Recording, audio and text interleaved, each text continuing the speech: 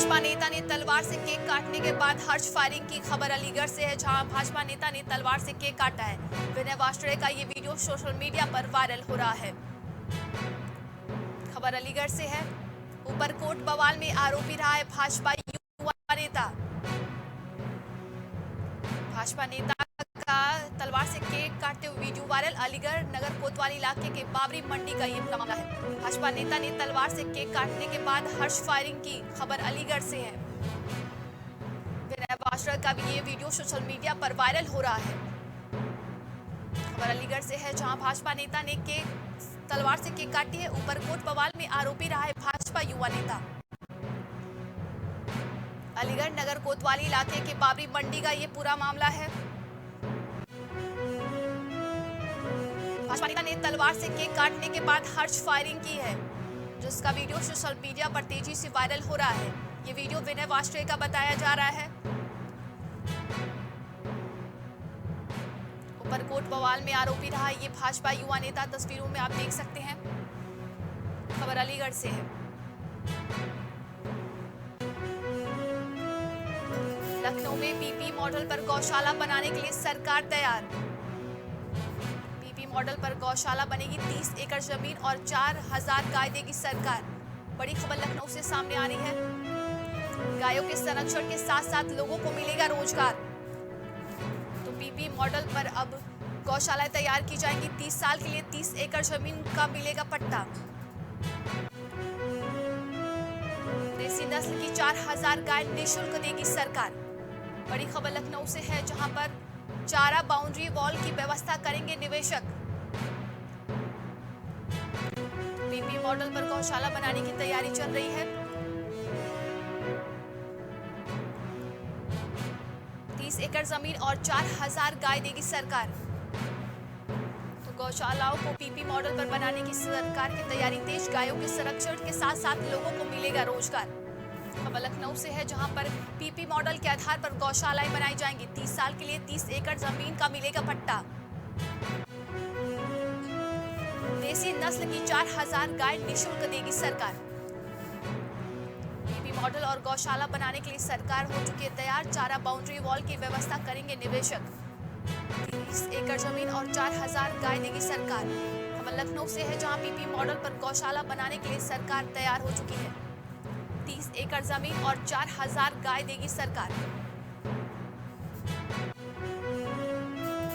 गायों के संरक्षण के साथ साथ लोगों को मिलेगा रोजगार। ज्यादा जानकारी के लिए इस खबर पे हमारे साथ संवाददाता विभांशु जुड़ेंगे। विभांशु, अब गौशाला को जो है पीपी मॉडल की बनाने की तैयारी चल रही है, क्या कुछ अधिक जानकारी इसको लेकर?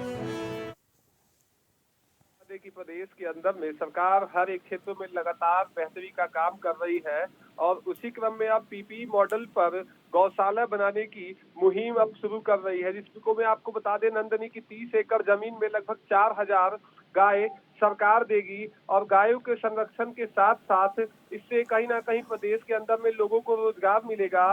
साथ ही आपको बताएं कि देसी नस्ल की लगभग 4000 गाय निःशुल्क सरकार वितरण करेगी और इसको लेकर आपको बताएं कि गौशालाओं को ट्रिपल पी मॉडल पे बनाया जा रहा है, जिसमें चारा, बाउंड्री वॉल आदि की व्यवस्था होगी। साथ ही साथ अगर बात करें तो आज के समय आधुनिक दुग्ध विभाग की तरफ से गायों को ध्वनि और उनको स्प्रेयर के माध्यम से भी उन्हें कहीं ना कहीं उनके स्वस्थ रहने को लेकर उन्हें स्प्रेयर की भी व्यवस्था कराई जाएगी। साथ ही साथ उनके लिए पंखे भी इस ट्रिपल पी मॉडल में लगाए जाएंगे। जी, तमाम जानकारी के लिए बहुत बहुत धन्यवाद आपका विभांशु।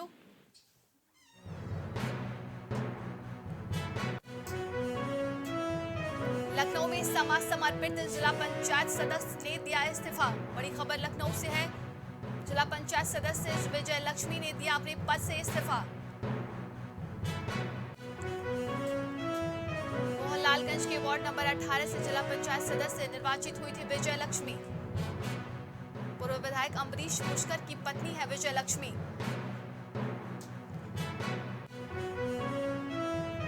अब मोहनलालगंज नगर पंचायत अध्यक्ष पद के लिए चुनाव लड़ सकती है विजय लक्ष्मी।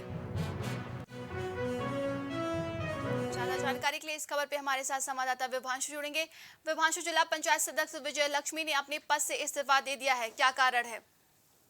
जी, मैं नंदिनी आपको बता दें कि उत्तर प्रदेश में निकाय चुनाव के तारीखों के ऐलान के बाद तमाम तरह से प्रत्याशी अपने दमखम पेश करने के लिए लगातार अपनी दावेदारी पेश कर रहे हैं। तो वहीं आपको बताएं कि मोहनलालगंज वार्ड के 18 नंबर वार्ड से विजयलक्ष्मी जिला पंचायत सदस्य थी, जो कि अमरीश पुष्कर पूर्व विधायक है मोहनलालगंज के, उनकी पत्नी है। और उनके इस जिला पंचायत सदस्य के इस सदस्य इस्तीफे के बाद आशंकाएं लगाई जा रही हैं कि अब मोहनलालगंज नगर पंचायत से अध्यक्ष पद का चुनाव लड़ सकती है। आपको बताएं कि अगर देखा जाए तो अमरीश पुष्कर का 2022 के विधानसभा चुनाव में विधायक रहते हुए उसका टिकट कट गया था, जिसके बाद कहीं ना कहीं वो अपने आप को असंतुष्ट महसूस कर रहे थे। और अब विजयलक्ष्मी उनकी पत्नी, धर्म पत्नी, जिला पंचायत सदस्य के तौर पर इस्तीफा दे चुकी हैं। और अब माना जा रहा है कि आने वाले दिनों में जब प्रत्याशियों का ऐलान होगा तो क्या वो समाजवादी पार्टी के बैनर के तले नगर पंचायत मोहनलालगंज से प्रत्याशी बनती है या सपा उन्हें अपना उनसे दाव खेलती है, वो आने वाला समय बताएगा। मगर निश्चित तौर से उनका साफ तौर से इस्तीफे की वजह निकल के आ रही है कि नगर पंचायत अध्यक्ष पद के लिए वो अपनी उम्मीदवारी की पेशकश कर सकती हैं। जी, धन्यवाद आपका विभांशु।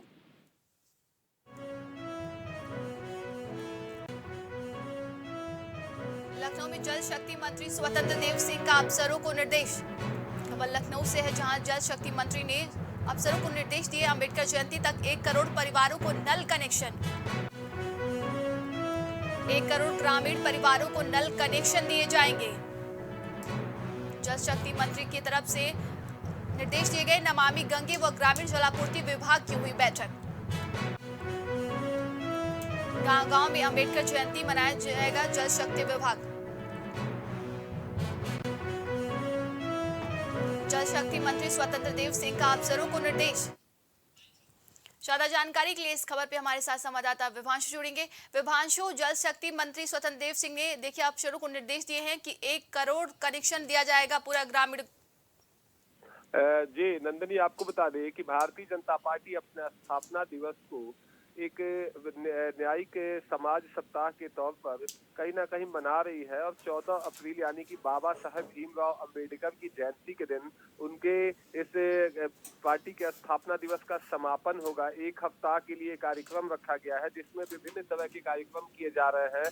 तो कहीं ना कहीं देखे तो नमामि गंगे एवं ग्रामीण जल आपूर्ति विभाग की एक कल बैठक हुई, जिसमें ये तय किया गया कि अंबेडकर जयंती के दिन 1 करोड़ परिवारों को नल का कनेक्शन दिया जाएगा, जिससे कहीं ना कहीं जो जल की व्यवस्था है, जो पेयजल की व्यवस्था है, उसको सुचारू ढंग से और स्वच्छ एवं निर्मल तरीके से जन जन तक पहुंचाया जाए। उसको लेकर आपको बता दें कि अब आने वाले 14 अप्रैल को 1 करोड़ ग्रामीण परिवारों को नल के कनेक्शन से उन्हें कहीं ना कहीं नवाजा जाएगा, उन्हें दिया जाएगा, जिससे प्रदेश भर के जो खासकर जो ग्रामीण पृष्ठभूमि से जो आते हैं उनके लिए कहीं ना कहीं खुशी का दिन है कि उन्हें अब सरकार की तरफ से पेयजल की व्यवस्था के तहत 1 करोड़ लोगों को नल की सुविधा मिलेगी। अब देखने वाली बात ये होगी कि क्या ये जो व्यवस्था लागू की जा रही है जल शक्ति विभाग की तरफ से, और इसके विभाग के मंत्री स्वतंत्र देव सिंह लगातार दावे कर रहे हैं कि हम बेहतरी से पानी को भेजेंगे, तो कितना सफल होगा वो आने वाले समयों में साफ हो पाएगा। जी विभांशु, बिल्कुल बने रहिए हमारे साथ, आगे आपसे और भी जानकारी लेंगे। लखनऊ में निकाय चुनाव को लेकर आज से पहले चरण का नामांकन। आज यूपी के 9 मंडलों में शुरू होगा नामांकन का दौर। तो आज से निकाय चुनाव का नामांकन का दौर शुरू हो चुका है। 9 मंडलों के 38 जनपदों में आज से शुरू होगा नामांकन। निकाय चुनाव को लेकर आज से नामांकन की प्रक्रिया शुरू हो चुकी है। निकाय चुनाव को लेकर आज से पहले चरण का नामांकन। आज यूपी के 9 मंडलों में शुरू होगा नामांकन का दौर। तो आज से यूपी के 9 मंडलों में नामांकन का पहला दौर शुरू हो चुका है। 9 मंडलों के 38 जनपदों में आज से शुरू होगा नामांकन। निकाय चुनाव को लेकर आज से पहले चरण का नामांकन शुरू हो चुका है। ज्यादा जानकारी के लिए इस खबर पे हमारे साथ संवाददाता विभांशु जुड़ेंगे। विभांशु, निकाय चुनाव को लेकर आज से नामांकन प्रक्रिया जो है शुरू हो चुकी है। नंदनी, आपको बता दें कि उत्तर प्रदेश निकाय चुनाव का बिगुल बजने के बाद अब पहले चरण का नामांकन की प्रक्रिया शुरू हो गई है। आपको बताएं कि आज से नामांकन शुरू किया गया है। 2 चरणों में नगर निकाय चुनाव को कराया जा रहा है, जिसमें अगर बात करें तो 18 में से 9 मंडलों में नामांकन की प्रक्रिया शुरू कर दी गई है और राजधानी लखनऊ सहित 37 जनपदों में ये नामांकन की प्रक्रिया की शुरुआत की गई है। अगर बात करें तो 17 अप्रैल को नामांकन पत्र दाखिल किए जा सकेंगे जो बाकी के जिले हैं। साथ ही 4 मई को मतदान संपन्न होना है और नामांकन दाखिल करने के लिए अगर बात करें तो विशेष इंतजाम किए गए हैं हर एक जिला प्रशासन की तरफ से। साथ ही साथ कोरोना को देखते हुए एक फेंसिंग भी बनाई गई है नामांकन केंद्रों के बाहर से। बात करें राजधानी लखनऊ में नगर निगम को नामांकन केंद्र बनाया गया है, तो वहां पे अगर व्यवस्था की बात करें तो बैरिकेडिंग से पूरे प्रांगण को बनाया गया है कि जिससे भीड़ जो प्रत्याशी होगा उसके साथ भीड़ों की एक हुज्म आएगी तो लोग कम से कम वहां पहुंच सके और जो कोविड का एक फिर से कहीं ना कहीं खतरा मंडरा रहा है चुनाव के ऊपर, उसमें रोकथाम दिया जा सके। आपको बताएं कि अगर बात करें तो जनपदों में जिला निर्वाचन अधिकारियों को दिशा निर्देश दिया गया है कि नामांकन की प्रक्रिया में जो कोविड प्रोटोकॉल है उसका पूरा पालन कराया जाए और साथ ही संपूर्ण नामांकन प्रक्रिया की वीडियोग्राफी कराई जाए। साथ ही साथ अवैध शराब के विक्रय पर रोक लगाने के लिए टीमें भी बनाई गई हैं और संवेदनशील दुकानों पर औचक चेकिंग और निरीक्षण के आदेश भी दिए गए हैं। साथ ही साथ आपको बताएं कि इसके साथ ही प्रदेश के हर एक क्षेत्रों में भारी पुलिस बल सुरक्षा बल की व्यवस्था बनाने के लिए पर्याप्त पुलिस बल तैनात किए गए हैं, जिससे चुनाव पारदर्शिता के साथ हो सके। और कहीं ना कहीं जो प्रदेश के अंदर में पुलिस विभाग के लिए चुनौती है कि चुनाव को पारदर्शिता के साथ और बिना किसी गतिविरोध के बगैर चुनाव कराएं। जी, तमाम जानकारी के लिए बहुत बहुत धन्यवाद आपका विभांशु।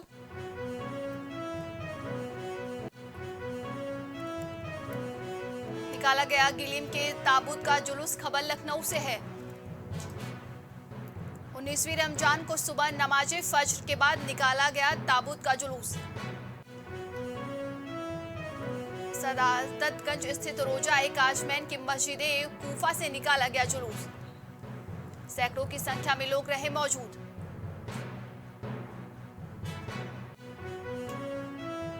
हजरत अली की शहादत की याद में निकाला जाता है ताबूत का जुलूस।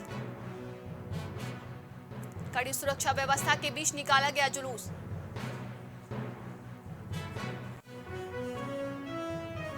निकाला गया गिलीम के ताबूत का जुलूस। ज्यादा जानकारी के लिए इस खबर पे हमारे साथ संवाददाता मोहम्मद कलीम जुड़ेंगे। मोहम्मद कलीम, देखिए शहादत अली के ताबूत का जुलूस निकाला गया है, क्या कुछ अधिक जानकारी इसको लेकर? जिस तरीके से 19वीं रमजान को शिया समुदाय की ओर से एक जुलूस निकाला जाता है, ये जुलूस जो है सुबह यानी कि भोर सुबह फजर की जो नमाज होती है उसके बाद नम आंखों से उनको याद करते हुए जो मरसिया होता है उसको पढ़ते हुए बाकायदा ये जो जुलूस निकाला जाता है। तो इस जुलूस को निकालने के दौरान जब सुरक्षा व्यवस्था की बात की जाए तो पुलिस फोर्स रात से ही इस चीज को लेकर के अलर्ट थी, किसी तरह की कोई वहां पे चूक ना हो सके जिससे कोई अराजकता फैल सके। इसको लेकर पुलिस लगातार रात से जो आसपास की दुकानें थी उनको भी बंद करा दिया गया था, क्योंकि वहां पर सैकड़ों की संख्या में जो शिया समुदाय के लोग होते हैं वो इकट्ठा होते हैं और इस जुलूस को चौक से होते हुए अकबरी गेट और इमामबाड़ा तक पहुंचते हैं। इसको लेकर जगह जगह पर पुलिस मॉनिटरिंग कर रही थी और इस दौरान अधिकारी खुद इस पर निगाह बनाए हुए थे। सिविल ड्रेस में भी पुलिस फोर्स लगाई गई थी। इसके साथ ही जो ड्रोन है, ड्रोनों से भी जो रिहायशी इलाके हैं उनकी भी निगरानी की जा रही थी कि कहीं ऐसा ना हो कि कोई ऐसी स्थिति उत्पन्न हो जिसको लेकर के बवाल की आशंका हो, क्योंकि अक्सर देखा जाता है कि जब ऐसी स्थिति कोई होती है तो इसमें अराजकता जो लोग होते हैं वो भी काफी एक्टिव हो जाते हैं। इसको लेकर पुलिस काफी अलर्ट रही और इस जुलूस को सकुशल संपन्न कराया गया है। तमाम जानकारी के लिए बहुत बहुत धन्यवाद आपका मोहम्मद कलीम।